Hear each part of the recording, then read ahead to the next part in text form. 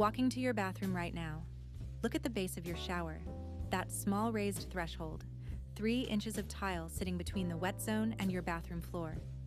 You have stepped over it thousands of times without thinking about it. It is almost certainly the most failure-prone assembly in your entire house. Not because the curb is complicated, the curb is not complicated. What is complicated is the waterproofing system the curb is supposed to anchor and protect. And when that system is built wrong, the failure does not announce itself. It moves silently through concrete, through wood framing, accumulating for months, sometimes years, before you see the first sign. A soft spot in the floor, a stain on the ceiling below, a smell that no amount of cleaning removes. By the time you see it, the damage has been compounding behind finished tile for longer than you would believe. Florida's humidity makes this worse than anywhere else in the country. Tampa, Orlando, and Miami average 74 to 90% relative humidity for 8 months of the year. The vapor pressure differential between a wet shower interior and your conditioned bathroom air is not a gentle gradient. It is a continuous driving force, pushing moisture through every unsealed edge, every unbonded seam, every improperly terminated corner. The physics does not pause between showers. Florida Building Code Section P2709 requires the shower waterproofing membrane to run continuously, from the wall surface, down to the floor, across to the drain, and back up over the curb and down its exterior face to the bathroom floor. One unbroken system. Any gap in that continuity creates a pathway, and capillary action through a 0.1 millimeter void in a sheet membrane can saturate the substrate beneath a single tile in under 72 hours of normal shower use. The curb sits at the intersection of 3 waterproofing planes: the floor membrane, the wall membrane, and the linear termination where both must join under daily foot traffic and mechanical stress.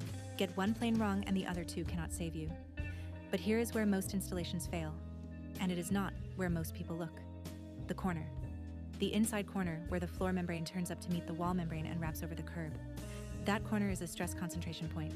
Every day, your shower assembly expands and contracts through temperature changes. In Florida, swings of 30 to 40 degrees Fahrenheit between a morning shower in an air-conditioned bathroom and an afternoon with the door open.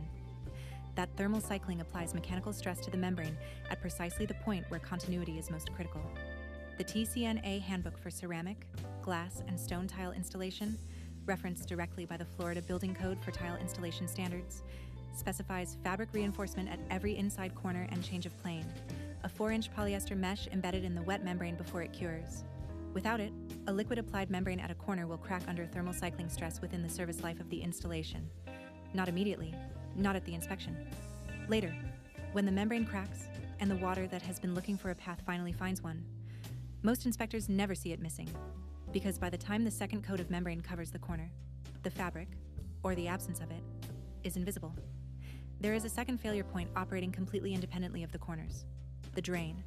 FBC P2709.2 requires the membrane to extend a minimum of 1 inch under the drain clamping ring, smooth, no wrinkles, torqued evenly in a cross-pattern sequence.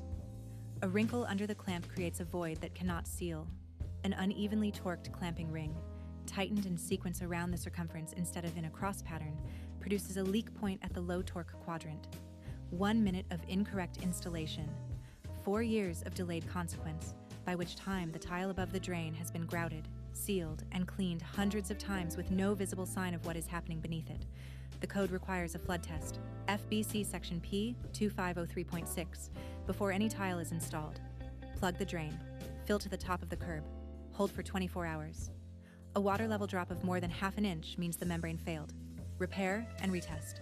The flood test catches gross failures, large voids, unsealed drain joints. Shower can pass the flood test on inspection day and fail behind the tile within 2 years. The membrane, once covered, is inaccessible without demolition.